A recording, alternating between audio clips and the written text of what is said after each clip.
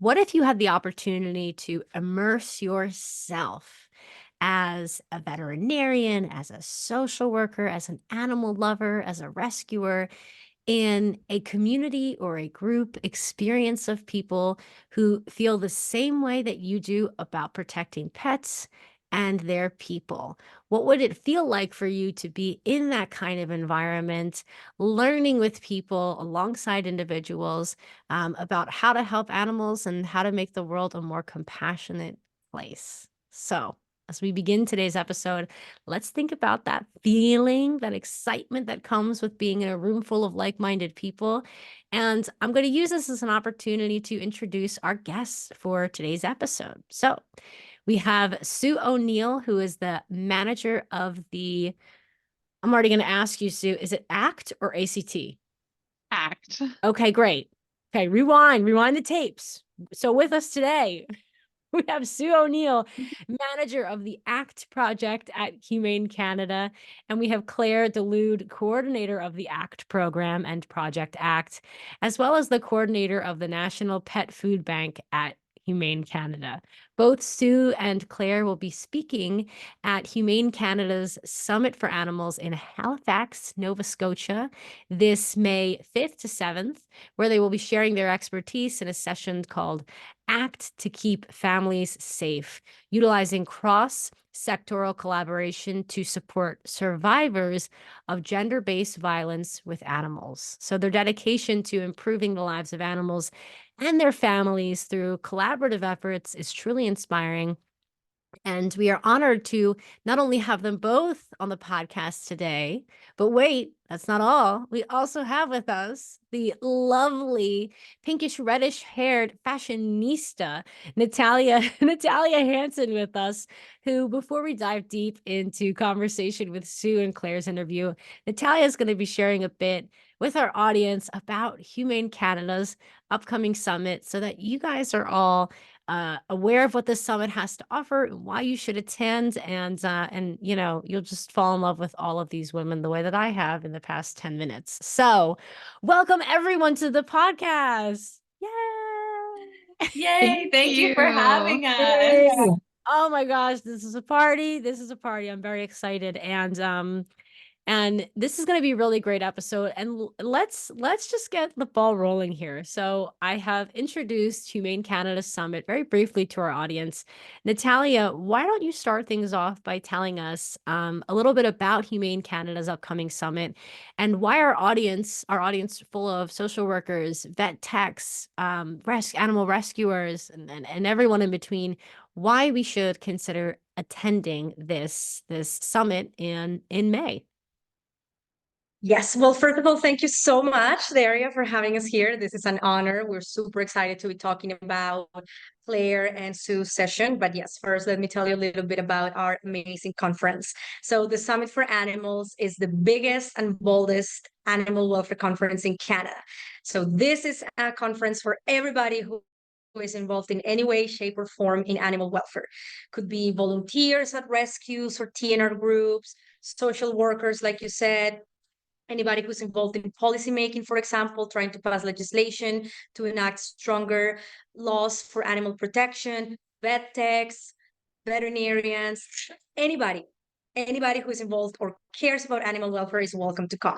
We've been hosting this annually since 2014, so this will be the 11th edition, and it will be our first time coming to the East Coast. So we will be in Halifax, Nova Scotia, lots to do in Halifax as well. We always choose a fun city, and we're going to have over 65 speakers, over 40 sessions this year. We have 10 educational topics, so everything from animal care and behavior, we have leadership, we have enforcement, wild and farmed animals, we have sessions on fundraising and marketing, we have access to care, outreach and integration, and I could go on and on. So the best way for people to learn about the Summit for Animals is to go on our website, which is humanecanada.ca/summit, or you can find all the information as well on our social channels.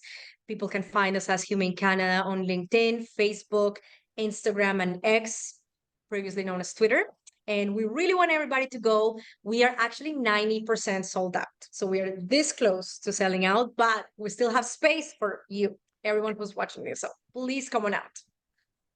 Ooh, I gotta tell you, that sounds like so much fun. And while I have, not attended your summit in the past, I can say that I've taken a look at the sessions. They look amazing. It really feels as if a lot of the people who listen to this podcast, they are experts in or interested in the intersection between human psychology and animal behavior. They're really interested in the human animal bond, why it's important to protect this bond, especially for marginalized communities. I know we're going to get into that later, but I was really taken aback at how well-rounded these sessions seem, how exciting and how knowledgeable the speakers of these sessions seem. And, it goes without saying that the conferences that I have attended in the past, particularly the ones, revolving around animal welfare, even animal rights. We have a great animal rights conference in the States that I've been to a few times.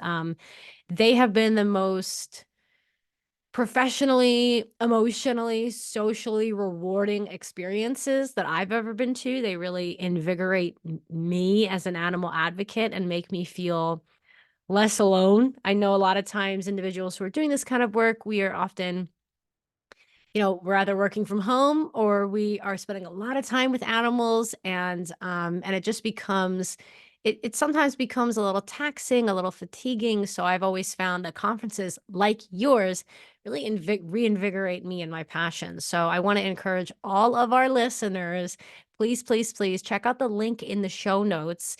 And you heard it here, 90% full, and that's for a reason. This is going to be an amazing event and a great opportunity for you to deepen your knowledge of animal welfare and deepen your relationships with individuals doing this meaningful work. So, woo, okay. I'm just going to keep going on and on about how amazing this summit sounds to me. Natalia, really, really thank you so, so much. I really appreciate it. Thank you. Thank you so much for shining a light on this conference. It will be amazing. Obviously, I'm biased for saying that, but it really is. We hear from our attendees. So yes, please go check it out, humanecanada.ca/summit. Thank you for having me here. I will be stepping off, but you're going to have a great conversation with my colleagues, Sue and Claire. Very much looking forward to their session. So thank you so much, Daria. Thank you to the Street Dog Coalition podcast, and I will see you soon. Thanks, Bye, everybody. Natalia. Thanks, Natalia. Ooh. Thank you. Oh, what a delightful human being. And here I am left with two equally as delightful human beings.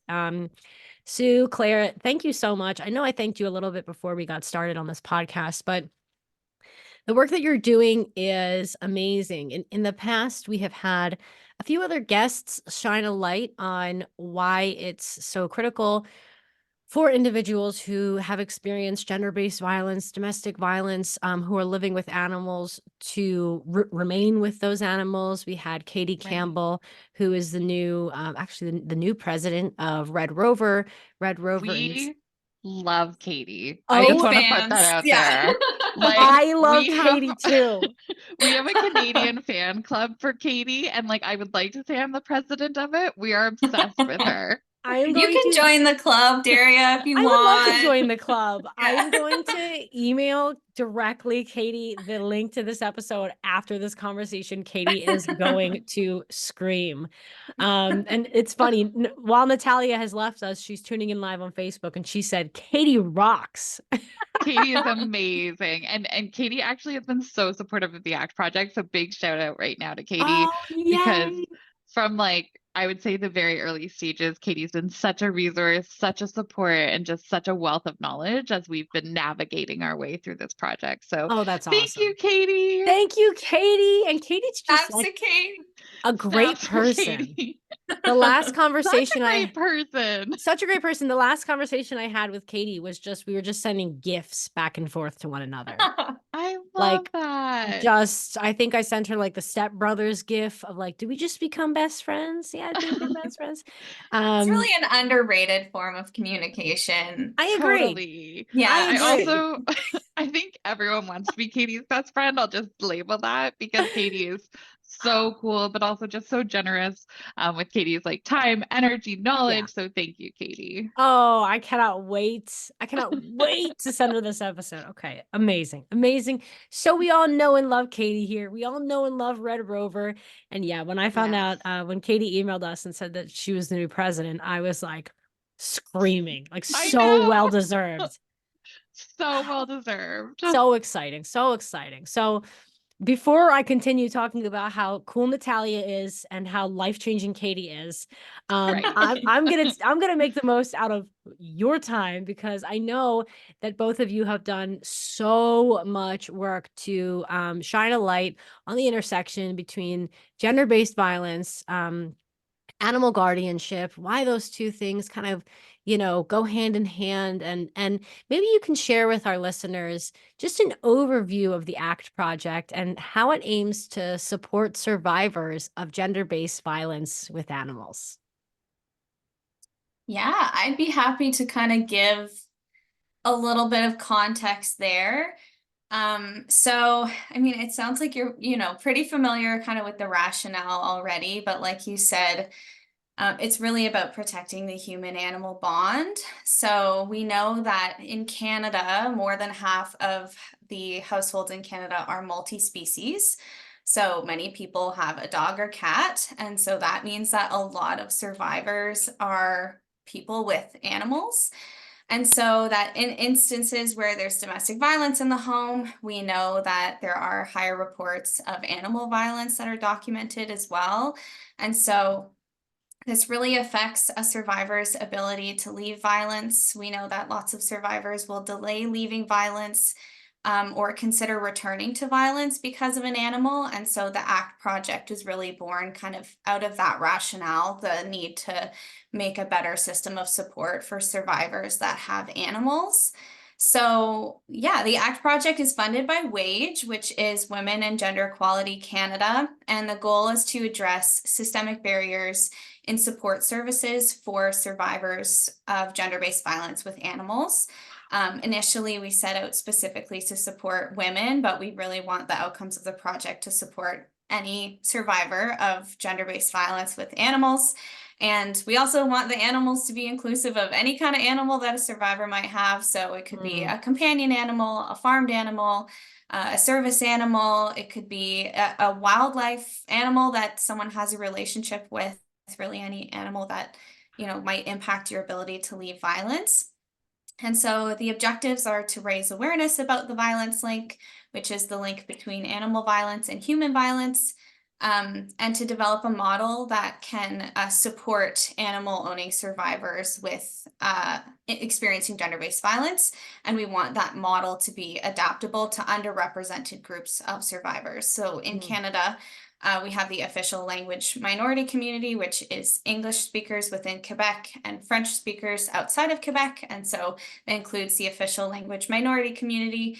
It includes Indigenous women, it includes survivors, and it also includes women or survivors that are living in rural, remote, northern, and farming communities, which is a mouthful, but we know that those communities have really specific needs. So we really wanted to address those.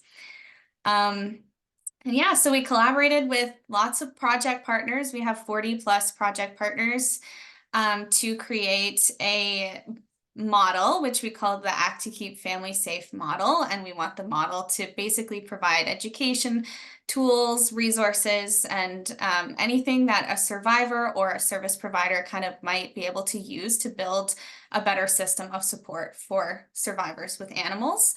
So I'll tell you the building blocks. Follow me here. We've designed it like a pizza. So we want I love pizza. Yes, I know. See, I like explaining it this way because I think it really like helps people grasp.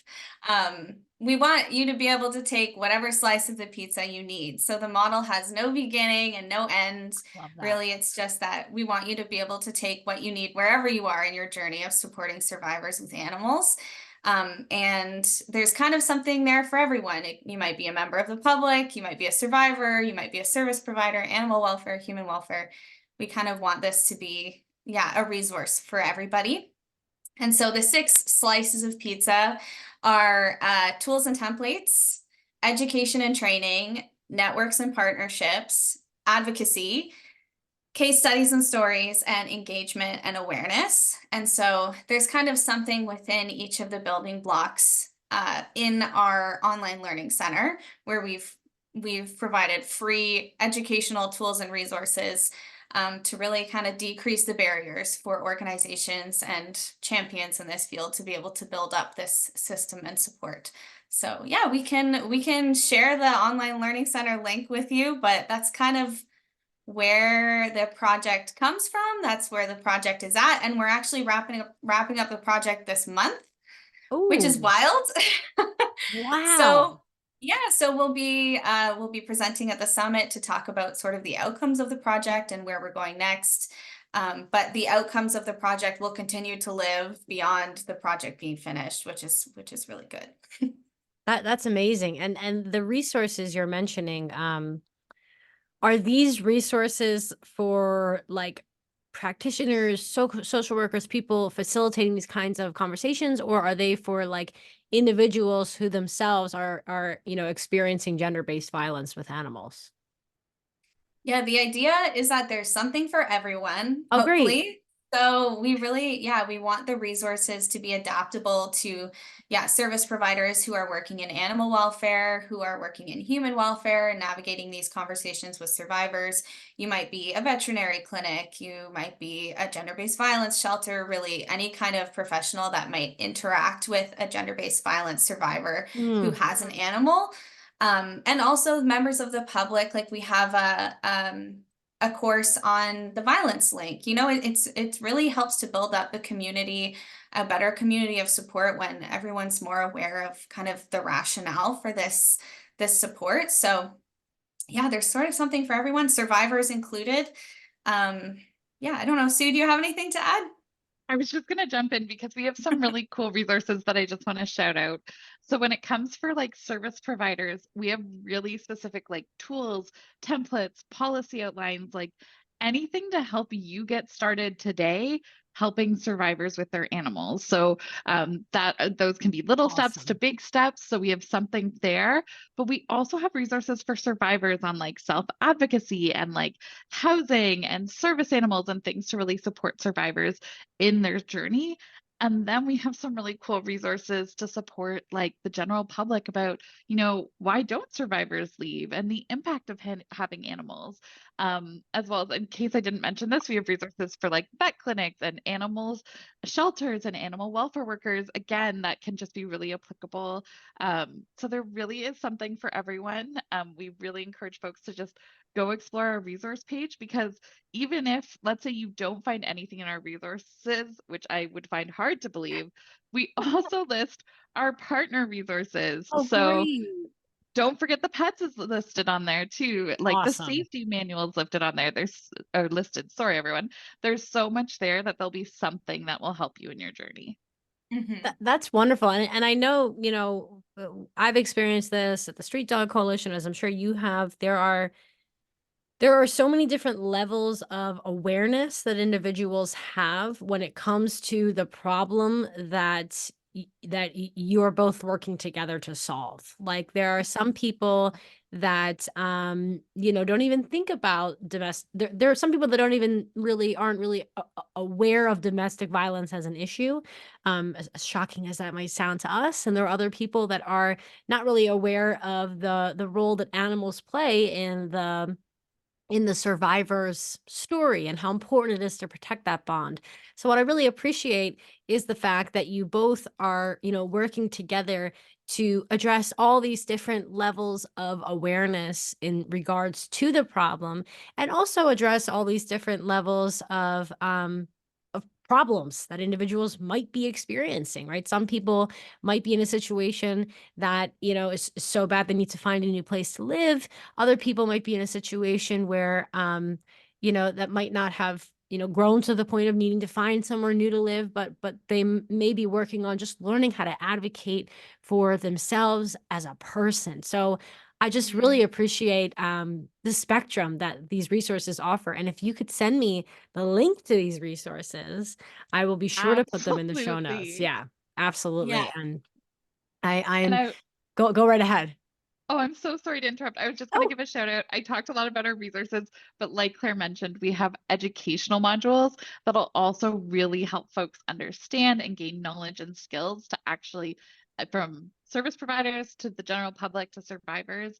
There's something in the educational modules for everyone. We have 12 of them. So there's definitely ways to increase your knowledge and skills. I'm so happy to hear that. And our friends at Humane Canada are chiming in. They have said it's very important for everyone. This is in the comment section. It's very important for everyone to understand what the violence link is and how we can help from whatever position we're in. And we have one of our favorite individuals who's also tuning in. His name is John Mark. John Mark has done a lot of advocacy work himself to help protect the bond between pets and people experiencing homelessness.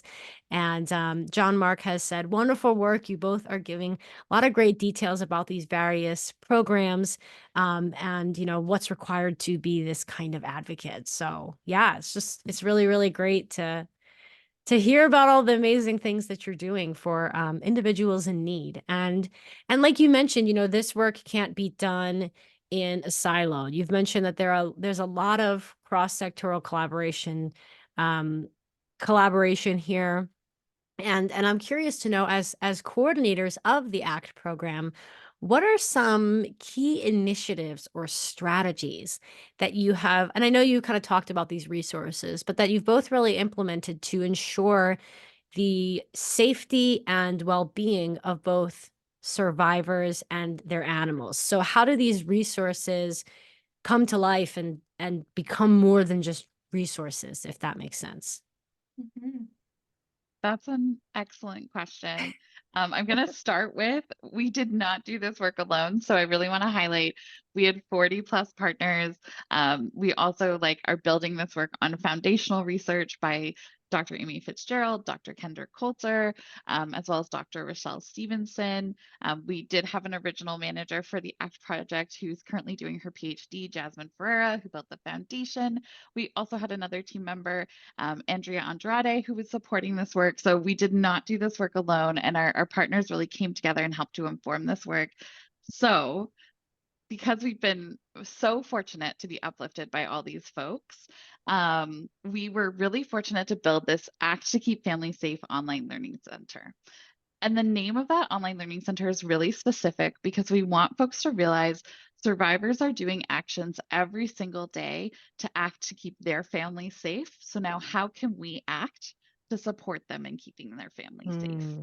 And also we're really specific using that term of families because survivors are identifying these members of their families. That's not up to us to identify the members of their families for them.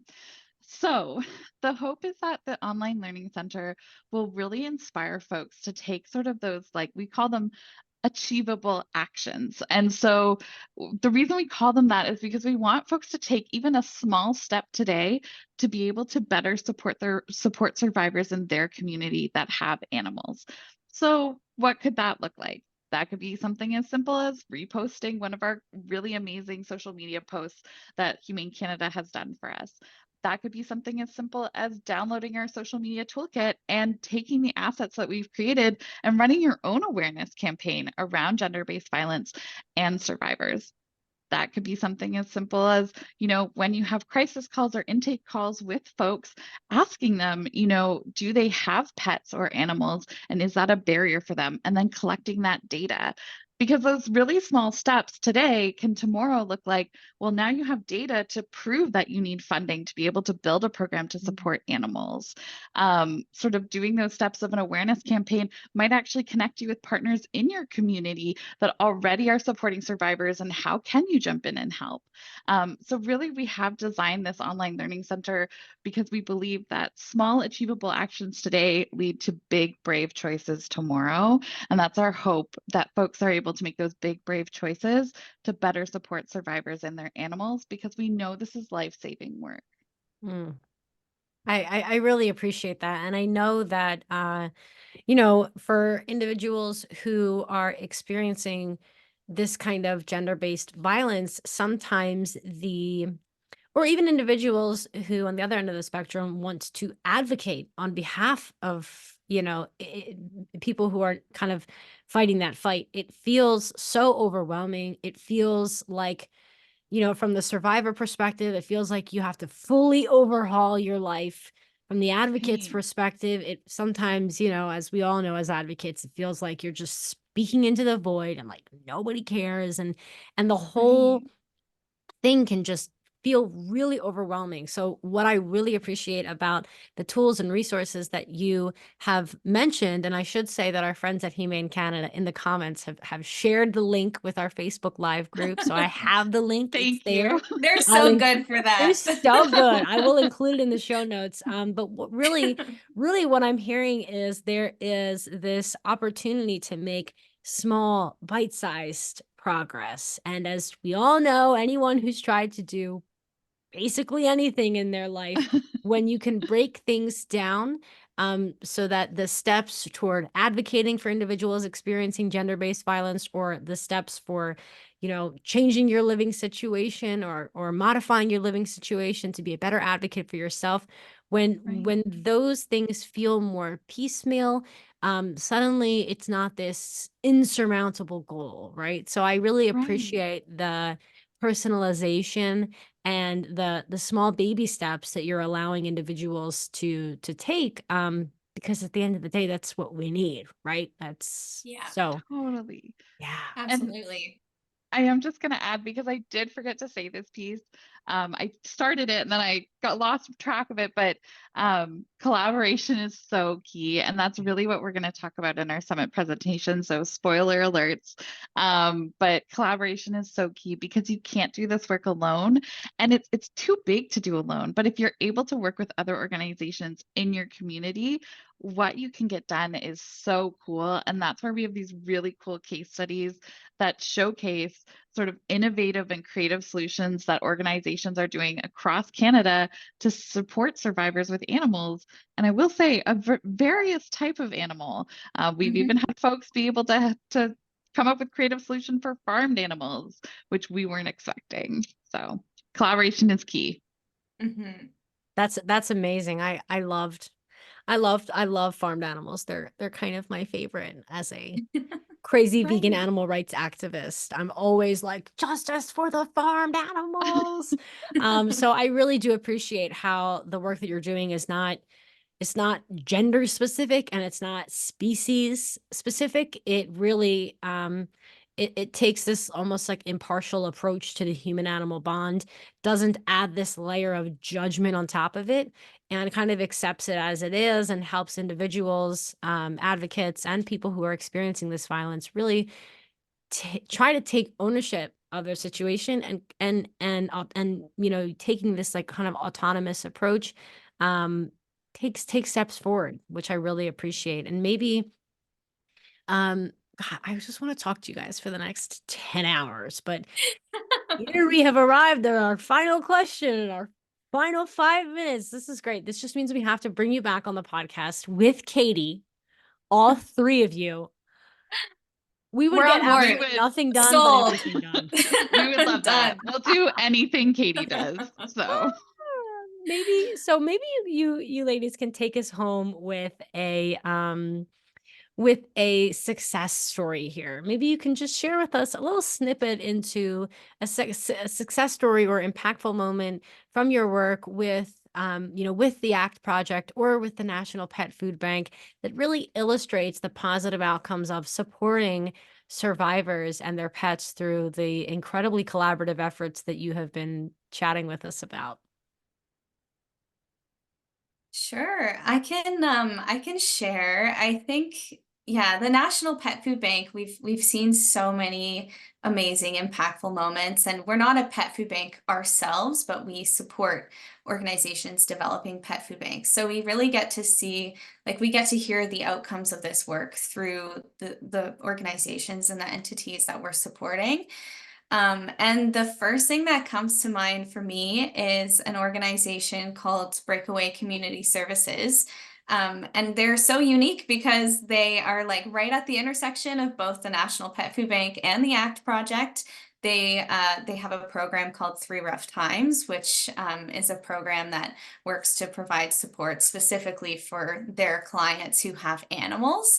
And they are a social service organization, and they actually spoke at our community of practice about supporting survivors of gender-based violence with service animals.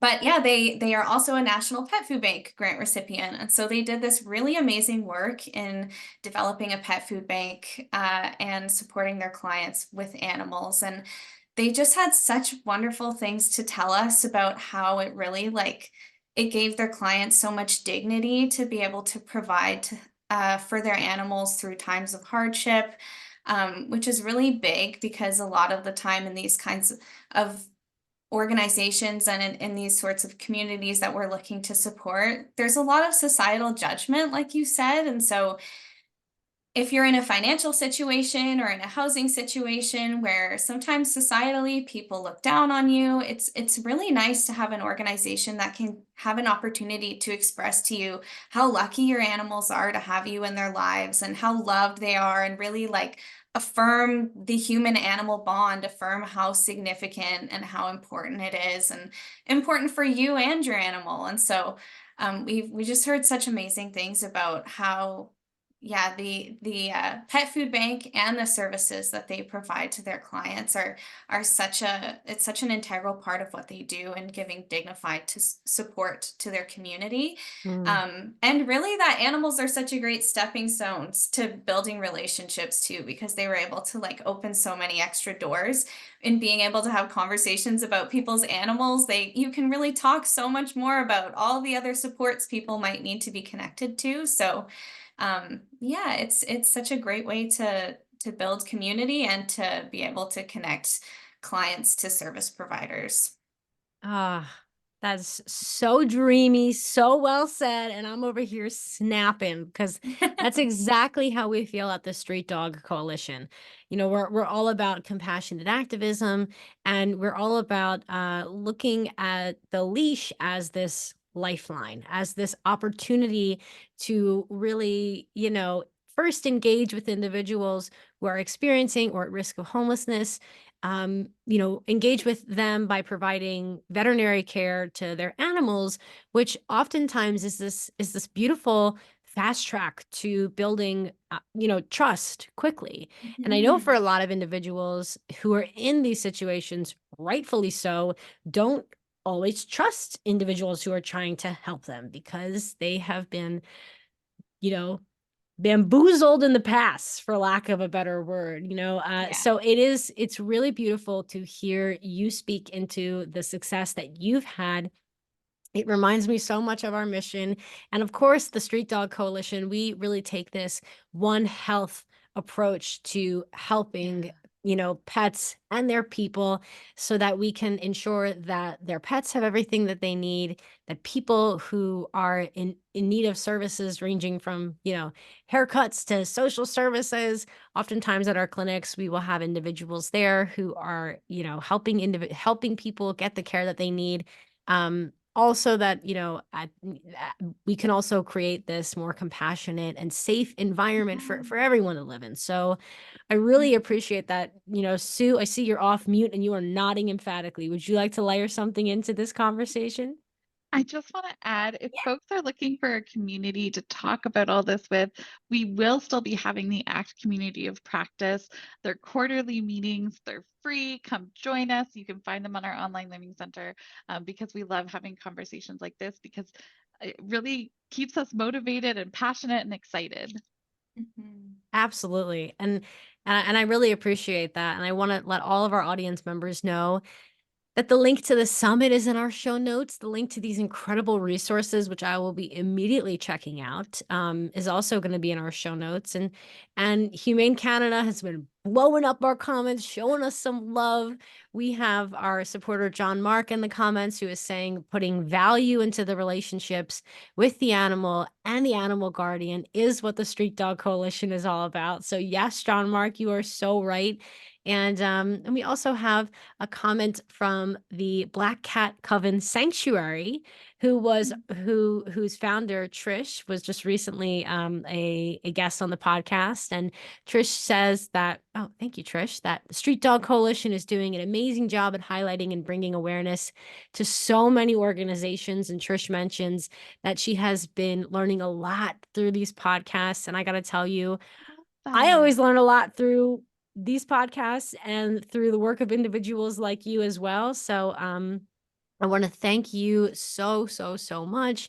And thank you to all of our audience members, John Mark, Humane Canada, Natalia, Sarah English, dropping some hearts in the comments. Really, it means the world to us to have this kind of dialogue, to share the incredible work that individuals like Claire and Sue are doing to keep pets and their people safe. And I want to encourage our audience to check out the resources, to check out the summit, and to also take whatever small, tiny step you feel inspired to take, whether you're someone who's advocating for individuals experiencing gender-based violence, or if you're someone who is experiencing gender-based violence. I hope that you both know that you're not alone. And if you're feeling inspired to take a tiny, tiny step, good for you. We fully support you, and we're here for you. And we're just grateful to know you. So thank you so much, Sue. Thank you so much, Claire. This is a lot of fun. We gotta have you back on the podcast. Thank We're you for ready this to come back opportunity. already. Yeah. Yes. Thank you so much for this. This was fantastic. You're so welcome. This was a great conversation, and I look forward to uploading this episode and sharing it with the world. So until next time, ladies, this has been great, and I will talk to you soon. Thank you again so much. Thank Thank you so much. Bye.